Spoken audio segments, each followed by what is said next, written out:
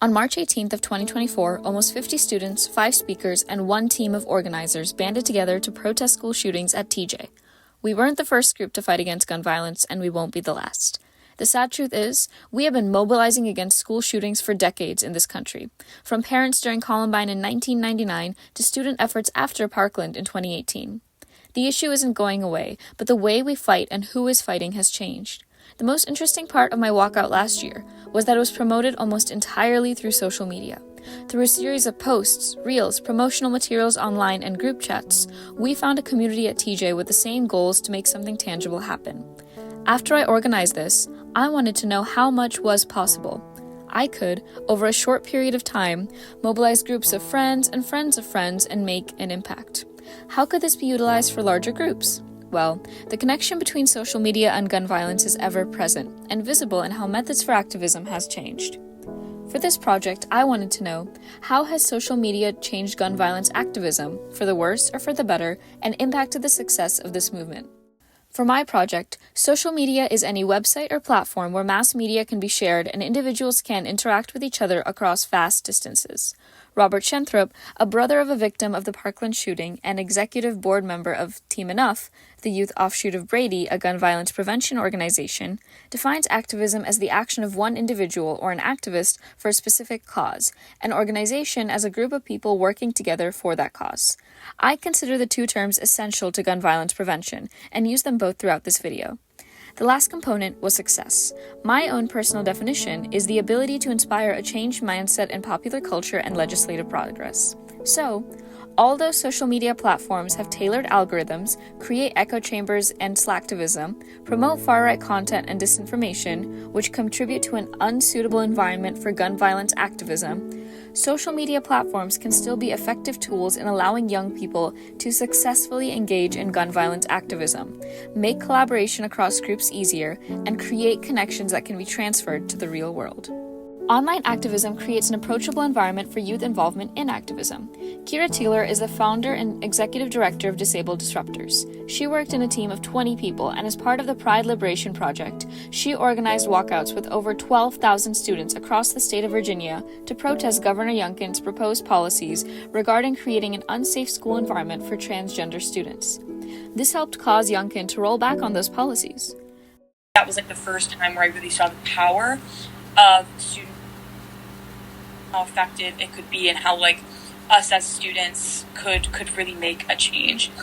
And through something like as simple as making an Instagram post and DMing people about a cause that that they care about. This is a huge shift in terms of organizing activism, as yes, there have been youth movements in our past, like in the Student Nonviolent Coordinating Committee during the Civil Rights Movement and Vietnam War protests by college students in the 1960s and 70s. But they didn't have the national collaboration at their fingertips that modern organizers can get. More recently, in protests after the Parkland school shooting and Palestine war protests led by university students, social media became a main avenue for youth involvement. In the aftermath of the Columbine High School shooting in 1999, by contrast, many parents of students became activists. This was something that changed over time with the onset of social media, but this is also different based on groups. Sandy Hook Promised, founded in 2013 after the shooting at Sandy Hook Elementary School, was more led by the parents of the victims due to the young age of the kids, and was primarily run on social media platforms such as Facebook at the time.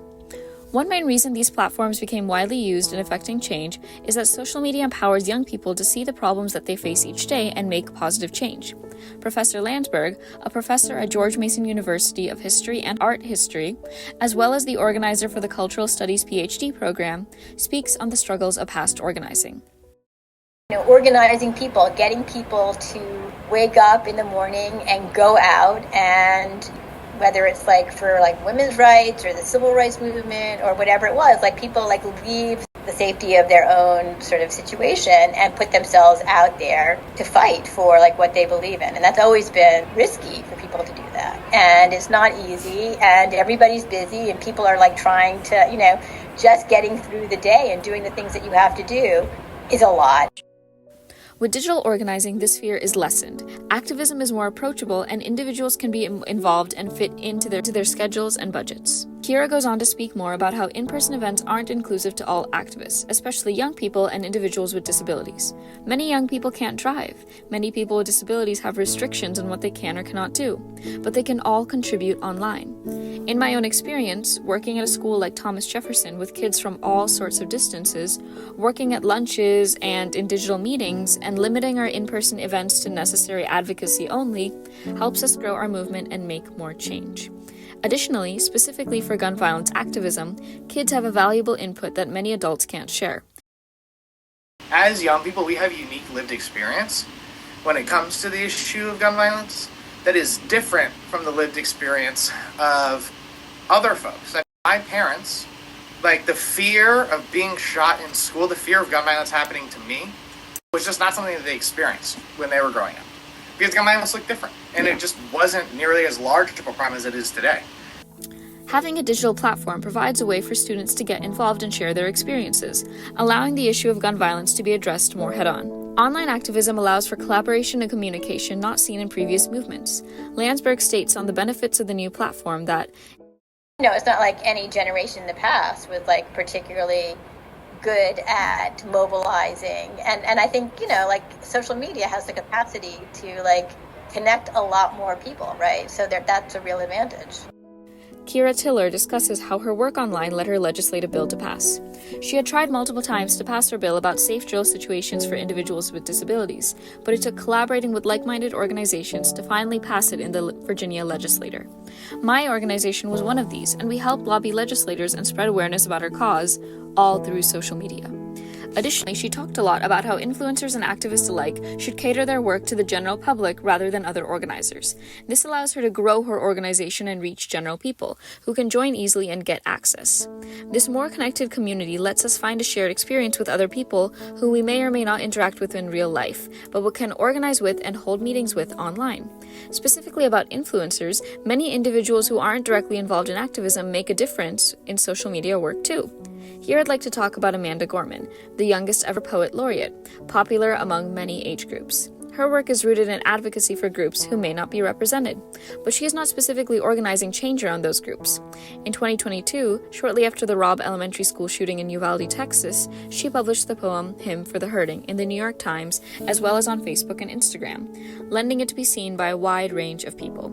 The poem talks about the hardships of the response to a terrible thing, and how we as a people can take that grief and push it into activism.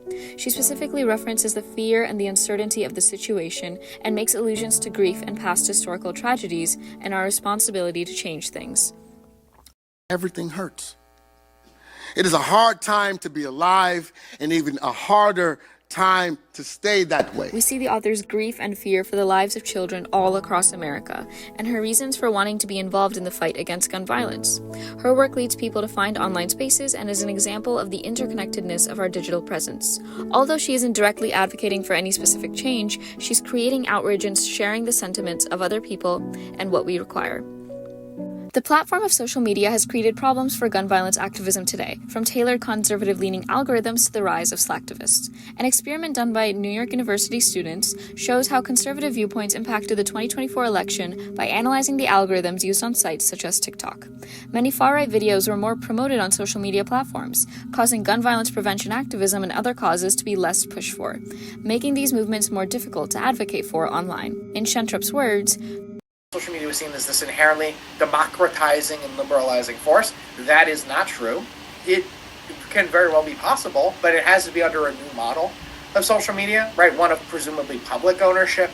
The study about different political viewpoints found that among 394,000 short-form videos on TikTok, Republican accounts had 11.8% more videos aligned with recommendations than Democratic accounts, and Democratic accounts got 7.5% more opposite party recommendations. The skew is frightening from a claim to be neutral app, and is scary enough, especially on a platform that many young people turn to for news and even to get involved in activism and organizing. Algorithms also cause people to feel more isolated, as they have these echo chambers within their own beliefs rather than interacting and debating with others. We feel more isolated in our own track view on life, and go about believing as though everyone agrees with us, rather than the reality that there's a whole world of other sides. This lack of arguments and the fact that social media is not the democratizing force it was believed to be, leads it to not be as effective. How can we debate and learn a nuanced view of an issue if we never see the other side, or even the person debating the other side? Another main concern about social media is its ineffectiveness as seen in slacktivism. Slacktivism was a term coined to combine slacker and activism, and describes people who post about issues or add something to their story but don't go further than that. They discredit the work of activists online who are utilizing the platform for change. So how can we as a society stay true to what we believe and post online in our daily lives? The last negative change we've seen with social media is the rise of disinformation. Disinformation is deliberate, while misinformation is accidental, both of which have risen during the rise of social media. The instant style of these platforms allow us to post and share instantly, removing the time lag and the opportunity to edit. A lot of young organizers can fall into this trap and accidentally repost things that they didn't fully understand. Disinformation, however, is when groups purposefully try to sway public opinion with a lack of facts. They try to influence how people feel and act, and influencers as well as public entities can contribute to this. We choose to believe things online for a variety of reasons, from wanting to do what the group is doing and conform, to believing someone is smarter than you and going along with their wishes. These, alongside other reasons, cause us to trust big influencers and not cross-check their points. If their intentions are malicious, people don't determine that for themselves. In essence, this sets the ground for polarization and potential propaganda for a viewpoint, making advocacy for justice and issues such as gun violence even more difficult. Although all this is true, social media is a good avenue for growth and success. We have seen the dark side of the internet and how it isn't conducive to debate, but at the same time, a lot of these issues are not new. Propaganda has existed for a long time, as seen in the pamphlet, What Criminals Think About Gun Control, disseminated by Senator Bill Richardson. These pamphlets are kind of like a boosted ad we see today on social media, spread for a specific cause. Social media has in some ways exacerbated this issue, but at the same time, it has allowed people to collaborate and discuss issues such as activism more quickly and effectively. Our world has changed a lot over the last decade, and instead of casting aside digital platforms as a way to fight for change, it's in our best interest to utilize what it has provided as a tool while acknowledging its downsides. It might never be the truly equalizing force as it was intended due to hidden perils, but it's a good first step in making that change. I was personally able to connect with other groups and hold my walkout, as well as advocate for panic buttons at a recent school board meeting.